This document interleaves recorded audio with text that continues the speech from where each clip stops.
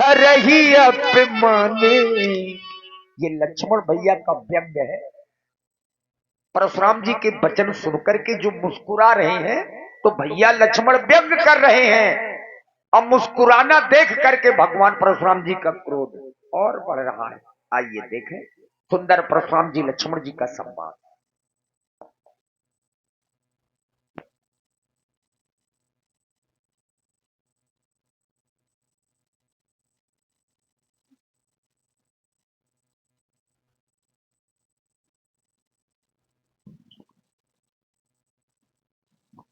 सुना आप सभी लोगों ने श्री भार्गव परशुराम जी की वाणी को धनुष तोड़ने वाले के विरोध में श्री परशुराम जी ने अपना वक्तव्य प्रस्तुत किया। जिह शिवधनु तोड़ा सहस बाहु शमसो रिप मोरा, सो बिलगाओ बिहाई समाजा, नत मारे जंग हैं सब राजा। कुछ राजा बड़े अशिष्ट हैं, वो तो पहले ही मारे जाएंगे। धनुष तोड़ने वाला सहस्त्रबाहु अर्जुन के समान परशुराम जी का वैरी है। वह धनुष तोड़ने वाला अगर समाज से अलग नहीं हो रहा तो समाज ही धनुष तोड़ने वाले से अलग हो जाए। यदि ऐसा नहीं किया गया तब मारे जाएंगे सब राजा मारे जाएंगे। कब? जब धनुष तोड़ने वाला अलग नहीं होगा तब। मैं विचार करने लगा, मिथिला में कुछ समय पूर्व जब यही धनुष नहीं टूटा था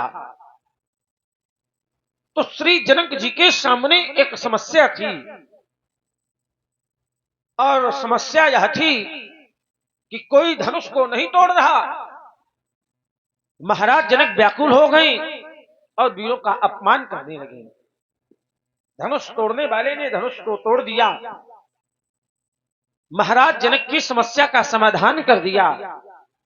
अब समस्या श्री परशुराम जी के सन्मुख है और समस्या यह है कि टूटा तो किही तोड़ा, किसने तोड़ा। जब तक टूटा नहीं था तो समस्या थी कोई तोड़ नहीं रहा, बड़ी मुश्किल में टूटा तो अब समस्या है कि किसने तोड़ दिया। हमारे भैया प्रभु श्री राम जी बड़े ही नम्र एवं सरल स्वभाव के। अब राम जी तो रामे जी हैं। महात्मा जी के समीप पहुंचे, हाथ जोड़कर के बोले, नाथ शंभुधनु भंजनी हारा, होई क्यों एक दास तुम्हारा। आए सुकाह कही किन। महाराज समर्पण का इससे बड़ा धरातल विश्व में कहीं देखने को नहीं मिलता। आप स्वयं विचार करें, समाज में अगर कोई बहुत छोटा सा कार्य कर दे, समाज में कोई व्यक्ति बहुत छोटा सा कार्य कर दे और जब कोई उससे पूछता है आकर के कि ये कार्य किसने किया, तो वह व्यक्ति बड़े गर्व के साथ कहता है कि ये कार्य मैंने किया, इस कार्य को करने वाला मैं हूं। बहुत छोटा सा कार्य हो फिर भी। और आप मिथिला में देखिए तो जिस व्यक्ति ने इतने विशाल धनुष को तोड़ा है कि जिस धनुष को त्रैलोक की शक्तियां नहीं हिला पाई, उस धनुष को एक अकेले व्यक्तित्व ने दो खंडों में विभाजित कर दिया और फिर भी वह व्यक्तित्व ये कहता है कि दास तुम आपका दास है। इतना बड़ा समर्पण मैंने आज तक विश्व में नहीं देखा, जितना बड़ा समर्पण आज धनुष तोड़ने वाले ने प्रस्तुत किया। फिर भी महात्मा परशुराम जी के विचारों से युक्त नम्र वाणी समझ में नहीं आई। चलो भैया की वाणी इनके समझ में आवे अथवा ना आवे, लेकिन ईमानदारी से इस बात का हमको पूर्ण विश्वास है कि हमारी वाणी बहुत जल्दी समझेंगे। महात्मा जी महाराज, क्या महात्मा जी समाज के द्वारा विदित कर रहे हैं, भाई परेशान कौन कर रहा है बार बार हमको सुनकर। हाँ, आइए प्रभु। ब्राह्मण देवता प्रणाम प्रभु, प्रणाम। आयुष्मान। और महाराज सब कुशल मंगल? बस अपनी देखो। नहीं नहीं नहीं, लो अब यही तो गड़बड़ है, कहते अपनी देखो। अच्छा है, एक निवेदन हमारा समाज से है, यद्यपि श्रोता कम है लेकिन जो है हमारे लिए बहुत है, पर्याप्त है, सुनने वाले हैं। इसलिए क्योंकि आप लोग सायंकालीन से लेके अब तक उसी तरह अडिग बैठे हैं, तो आप लोग जरूर रसिक हैं, प्रभु चरित्र के प्रेमी हैं। तो आप लोग जो थोड़ी पीछे बैठे हैं, आप और आगे आ जाइए, ये सब जगह खाली है, तो और आगे आ जाइए, बढ़िया ऐसा लगेगा कि एक समाज बन गई है। आ जाइए आप लोग, आगे आ जाइए, यहाँ से बैठो बढ़िया। इससे दो लाभ होंगे, पहला लाभ कि समाज का रूप बन जाएगा, और दूसरा लाभ कि परशुराम बाबा भाग न पड़े। आगे आओ, यहाँ देखो कैसी बचालता कर रहा है। बचालता करने के लिए तो आए, यहाँ का भागवत सुनाने के लिए आए हैं। चलिए बढ़िया, आप लोग समाज बना करके बैठे और अपने मन को एकाग्र करके ध्यान से संवाद सुने, क्योंकि अगर ध्यान इधर उधर हुआ तो फिर संवाद समझ में नहीं आएगा। मैंने परशुराम जी से कहा महाराज सब कुशल मंगल, तो परशुराम जी कहते हैं कि अपनी देखो। अब देखो यही तो समस्या है, संसार में हर व्यक्ति अपनी देखना चाहता है, अपना हित करना चाहता है, दूसरे का चाहे अहित हो जाए लेकिन अपना हित हो जाए, और इसी चक्कर में संसार का जो एक व्यवस्था है, व्यवस्था बिगड़ी हुई है। जबकि आचार्य कहते हैं कि परहित सरिस धर्म नहीं भाई। आचार्य कहते हैं कि दूसरे का हित करो, संत कहते हैं कि दूसरे का हित करो, मुनि कहते हैं कि दूसरे का हित करो। यूं एक मुनि आज कह रहे हैं कि अपनी देखो, दूसरे का ना देखो, दूसरे का हित ना करो, अपना हित करो। महाराज ये बात और कोई कहे तो ठीक भी, आप जैसा व्यक्तित्व ये बात ना कहे कि अपनी देखो। अरे हमारा मानना तो ये है कि अगर संसार सुखी है, संसार का हित हो रहा है, तो हम तो पहले सुखी है भाई संसार। और देखिए हम अयोध्या से मिथिला आए तो अपने लिए नहीं आए, हम तो संसार के लिए लाए गए हैं। विश्वामित्र जी के ऊपर संकट था तो विश्वामित्र जी ने हमसे मांगा अपने लिए और संसार के हित के लिए, तो हम तो आए ही दूसरे का हित करने के लिए हैं।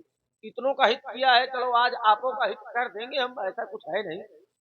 आइए आपने कह दिया जिह शिवधनु तोड़ा सहस बाहु सम सोरित मोरा, सो विलगाओ बिहाई समाजा नत मारे जाएंगे हैं सब राजा। धनुष तोड़ने वाला यदि समाज से अलग नहीं हुआ, या समाज धनुष तोड़ने वाले से अलग नहीं हुई, तब तो सभी राजा मारे जाएंगे। कब? जब धनुष तोड़ने वाला अलग नहीं होगा। तब मैं विचार करने लगा, आचार्य कहते हैं मातु पिता प्रभु गुरु के बानी, विनय विचार करी शुभ जानी। माता पिता प्रभु और गुरु की वाणी को बिना विचारे ही शुभ मान करके कर देना चाहिए। उचित की अनुचित किए विचारू, धर्म जाई सिर पातक भारू। यदि माता पिता प्रभु और गुरु के आदेशों पर विचार किया गया, उचित अनुचित का विचार किया गया, तब तो धर्म चला जाएगा और भारी पाप लगेगा। धनुष तोड़ने वाले ने धनुष को तोड़ा तो अपनी इच्छा से तोड़ा कि गुरु जी के आदेश से तोड़ा? क्यों भाई तो शांत कहे बैठे रहते हैं आप लोग, का इनका दबाव माने हैं क्या है? अरे फरसल है तो लकड़ी का टेमाला है, हाँ इसको देख के डरने की आवश्यकता नहीं है। और जब तक लक्ष्मण है तब तक तो बिल्कुल डरने की आवश्यकता नहीं। देखते जाओ थोड़ी देर में ना परस रहने दो, नहीं परशुराम बाबा वही भाग जाएंगे, थोड़ी देर बना रहने दो भाई। चलिए धनुष तोड़ने वाले ने धनुष को तोड़ा तो गुरु जी के आदेश से तोड़ा। गुरु जी ने आदेश दिया उठो अमुख भंजो भवचापू मेटो तात जनक परितापू। तो सुन गुरु वचन चरण शरणावा, अब हर्ष विषाद न कछु और। धनुष तोड़ने वाले ने धनुष को तोड़ा तो गुरु जी के आदेश से, और आचार्य कहते हैं कि जो कार्य माता पिता प्रभु गुरु के आदेश से किए जाते हैं उन कार्यों में कोई दोष नहीं होता है। जो कार्य माता पिता प्रभु और गुरु के आदेश से किए जाते हैं उन कार्यों में कोई दोष नहीं होता है। धनुष तोड़ने वाले ने गुरु के आदेश से धनुष तोड़ा तो परशुराम जी उसको अपना दोषी क्यों मानते हैं, उसको अपराधी क्यों मानते हैं? धनुष तोड़ने वाले में दोष का दर्शन क्यों करते हैं? क्योंकि सिद्धांत तो ये है कि जो कार्य माता पिता गुरु प्रभु के आदेश से किए जाते हैं उन कार्यों में कोई भी दोष नहीं होता है। धनुष तोड़ने वाले ने गुरु के आदेश से धनुष तोड़ा है, इसमें धनुष तोड़ने वाले का कोई दोष नहीं है। जब दोष नहीं तो परशुराम जी उसको अपराधी क्यों मानते हैं, उसमें दोष का दर्शन क्यों करते हैं? अपार क्रोध है, क्रोध का कारण धनुष का टूटना। एक बात बता दे महाराज आपको, बहुत धन भी हाथ तोड़ी लड़काई आश्रित कबहु न कीन गोसाई, मैंने बाल अवस्था में लड़काई में बहुत धनुहा तोड़ डाले, तब आपके द्वारा ऐसा क्रोध कभी नहीं किया गया। आज अपार क्रोध किया जा रहा है। धन पर ममता, क्या इस धनुष पर आपकी ममता है? और यदि है तो किसी हेतु, उसका हेतु क्या है, उसका कारण क्या है? पूजनीय प्रातः स्मरणीय नित्य बंदनीय श्रद्धेय श्री भार्गव परशुराम जी बताने की कृपा करें। सुमित्रानंद राजकुमार लक्ष्मण, तुमने अपने कथ्य में हमें 2 बार प्रणाम किया। पहले प्रणाम किया, बोले महात्मा जी प्रणाम, नित्य बंदनीय आदि शब्दों का प्रयोग कर रहे हैं, हमारा अपमान भी कर रहे हैं। सुन मन बचन लखन नमस्काने, बोले परस्परई अपमानी शब्द का प्रयोग कर रहे हैं। कहा कि परशुराम जी भागने न पावे, सुना था ना? परशुराम जी भागने वाले नहीं है बेटा, परशुराम जी भगाने वाले हैं। परशुराम जी भागने वाले नहीं है, स्थिति तुम्हारी थी भागने की। जिस समय यहाँ पर राजा लोग कह रहे थे देव छड़ाई सी कह को धरी बांधो बालक तू तोरे धनुष चाहने सरी, जीवित हमें कुंवरी को बरी जो विदेह कच करे सहाई, जीतऊ समार सहित तो भाई। तो भूप वचन सुन इत उत कहीं, लखन राम डर बोली ना। बोलती बंद थी, रास्ता देख रहे थे कि इधर से निकल जाए कि उधर से निकल जाए। भाग्य मनाओ, भाग्य की सराहना करो कि हम आ गए तो तुम्हारी रक्षा हो गई। वो कहे परशुराम जी भागने वाले, भागने न पावे। 2-3 बार तुमने ये कहा कहीं भाग न जाए, तो ये अपनी बात वापस करो। दूसरी बात तुमने कहा कि ये संसार समस्या और समाधान का केंद्र है। इस संसार में समस्या है, समस्या का समाधान है। राजकुमार ने कहा यहां पर कुछ समय पूर्व समस्या थी, राजा जनक के पास धनुष नहीं टूट रहा था, अब धनुष टूट गया तो परशुराम जी की समस्या है कि तोड़ने वाला नहीं मिल रहा है। राजकुमार बस यही तो समझने का फेर है, हमारी समस्या नहीं है। समस्या में घिरा हुआ व्यक्ति क्रोध नहीं करता है, समस्या में घिरा हुआ व्यक्ति नम्र वाणी का प्रयोग करता है, समस्या में घिरा हुआ व्यक्ति याचक बन करके जाता है, समस्या में घिरा हुआ व्यक्ति किसी से लड़ता नहीं। हमें समस्या नहीं है, हमने तो जैसे ही धनुष के खंड देखे, सुनत बचन फिरनत निहारे, देखे चाप खंड में डारे, तो आश्चर्य से बोले बचन कठोरा, कहू जड़ जनक धनुष गई। समस्या में घिरा हुआ व्यक्ति ऐसे ही बोलता है क्या? जो समस्या में घिरा होगा वो बड़ी सावधानी से बोलेगा, बड़ी नम्रता से बोलेगा, बड़े विनम्र भाव से बोलता है। इसलिए हमारी कोई समस्या नहीं है, हमें क्रोध है और हम धनुष तोड़ने वाले को देखना चाहते हैं, उसे जानना चाहते हैं। राजकुमार लक्ष्मण ने कहा कि ये धनुष गुरुदेव के आदेश से तोड़ा गया है। एक सूत्र पढ़ा, मात पिता गुरु प्रभु के बानी, बिनहि विचार करी शुभ जानी। जो गुरुदेव माता पिता के द्वारा आदेशित कार्य किए जाते हैं वो अच्छे होते हैं। और धनुष तोड़ने वाले ने जब धनुष तोड़ा है वो गुरु जी के आदेश से तोड़ा है, इसलिए ये अपराध कैसे है? परशुराम जी उसका विरोध क्यों कर रहे हैं? राजकुमार लक्ष्मण, अभी हमें धनुष तोड़ने वाले का ज्ञान नहीं है, धनुष तोड़ने वाला हमारे सामने नहीं आया है, तो हम कैसे मान लें कि उसने गुरु के आदेश का पालन किया है? और देखिए, गुरु तो अपराधी के भी होते हैं, गुरु हत्यारों के भी होते हैं, गुरु चोरों के भी होते हैं। अब जैसे किसी हत्यारे का गुरु हो, उदाहरण, और आदेश दे दे जाओ अमुक व्यक्ति की हत्या कर दो, और उसकी हत्या हो जाए, और इसके बाद फिर इनके जैसा न्यायाधीश हो, वहां कहा जाए हत्या क्यों की गई, किसने किया, तो कहेंगे उसने हत्या नहीं की, उसने गुरुदेव के आदेश का पालन किया, तो वो तो मर के चला गया, ये कहेंगे गुरु के आदेश का पालन हुआ। तो ये तो कोई बात न हुई। राजकुमार, ठीक ठीक निर्णय करो, जो सिद्धांत अपने लिए बनाओ वही हमारे लिए बनाओ, अपने लिए दूसरा सिद्धांत बता रहे हो, हमारे लिए दूसरा बनाते हो। राजकुमार लक्ष्मण सुन मन वचन लखन मुस्काने, बोले प्रस्थुरई अपमाने, हमारा अपमान कर रहा है। बालक ने हमसे कहा कुशल मंगल, कुशलता है, तो हमने कहा परी देखो। इस पर बालक ने तर्क किया, बोले संसार में अपना नहीं, संसार का देखना चाहिए, परहित करने वाला अच्छा होता है, अपने लिए जो जीता है वो अच्छा नहीं होता है।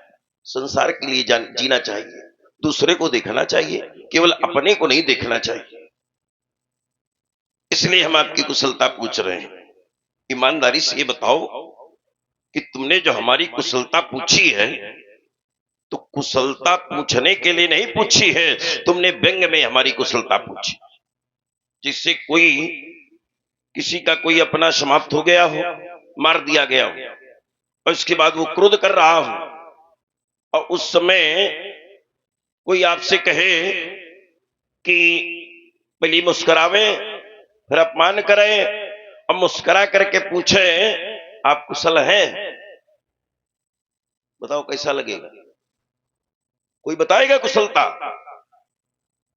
किसी का कोई अपना मार दिया गया हो और उसके खंड पड़े हो और वो क्रोध कर रहा हो, और उस समय कोई मुस्कुरा करके पूछे कि आप कुशल हैं और सब कुशल मंगल है, बताओ कैसा लगेगा? कोई बताएगा कुशलता? नहीं बताएगा। इसलिए राजकुमार हमने कहा अपनी देखो, तुमने कहा मैंने बाल्यकाल में बहुत सी दुनिया तोड़ी, तब आपके द्वारा ऐसा क्रोध नहीं किया गया। बहुत नहीं तोड़ी लड़काई, कबो न श्रेष्ठ कीन गुसाई, बाल्यकाल में बहुत सी दुनिया तोड़ी, तब आपके द्वारा ऐसा क्रोध नहीं किया गया। तो राजकुमार, तुम्हारे प्रश्न का उत्तर तुम्हारे प्रश्न में ही छिपा है, कबो न अश्रेष्ठ कीन गुसाई, ऐसा क्रोध नहीं किया गया। इसका मतलब है कि क्रोध किया गया है, लेकिन ऐसा नहीं किया गया है। तो ऐसा क्रोध इसलिए नहीं किया गया है क्योंकि आज तक ऐसा धनुष भी, जब ऐसा धनुष नहीं टूटा है तो ऐसा क्रोध नहीं किया गया है। जो तुमने दुनिया तोड़ी, उनके टूटने से इतना शब्द नहीं हुआ कि पड़ोसी जान जाए। वो दुनिया भगवान शंकर के हाथों की शोभा नहीं बनती थी, उन धनुओं के द्वारा दैत्यों का विनाश नहीं हुआ था। ये धनुष श्रेष्ठ है। इसलिए राजकुमार, जब ऐसा धनुष नहीं टूटा तो ऐसा क्रोध नहीं किया गया। अब तुमने कहा ये धन पर ममता की हेतु, इस धनुष से ममता क्यों है, ममता का हेतु क्या है?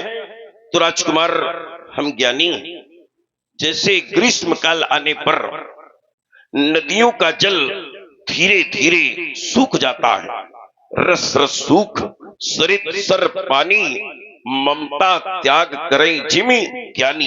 ऐसे ज्ञानी लोग धीरे धीरे अपनी ममता का त्याग कर देते हैं। तो हमारे जीवन में ममता नहीं है। अगर हमारे जीवन में ममता होती तो मैंने इतनी बार पृथ्वी से राजाओं का विनाश किया क्यों करता? यहां तक कि ममता की मूर्ति मैंने अपनी माता का भी संहार कर दिया। तो ममता नहीं है, और अजगों के प्रति जो है वो श्रद्धा है, क्योंकि हमारे गुरुदेव का है। इसलिए राजकुमार, मैं तुम्हें समझा रहा हूं, बता रहा हूं कि रेन बालक काल बस बोल तो इन शमहर ये धनु ही सम त्रिपुरारि धन विदित सकल संसार। शंकर जी के बेटे ने जिस समय शंकर जी के बेटे ने जिस समय तारकासुर को मार दिया तो तारकासुर के 3 बेटों ने 3 प्रकार के यान बनाए, धरती पर चलने वाले, आकाश में उड़ने वाले, पानी में तैरने वाले, और उनमें दानव सेना इकट्ठा करके देवताओं पर आक्रमण कर दिया। और जिस समय देवताओं पर आक्रमण किया, देवता पीड़ित हुए, तब भगवान शंकर ने इसी धनुष के द्वारा त्रिपुर का विनाश किया था। ये त्रिपुरारि धनु है, धनु ही सम त्रिपुरारि धनु। उस धनुष को तुम धनु ही के समान बता रहे हो। रे बालक काल बस बोल तो इन शमहर ये धनु ही सम त्रिपुरारि धनु विदित सकल संसार। चलिए, सभा में उपस्थित सभी विज्ञजन पुनः अपना अपना ध्यान हमारी ओर केंद्रित करें, अपने अपने श्रवणों को, अपने अपने कानों को हमारी ओर लगाएं। परशुराम जी कहते हैं कि रेंद्रप बालक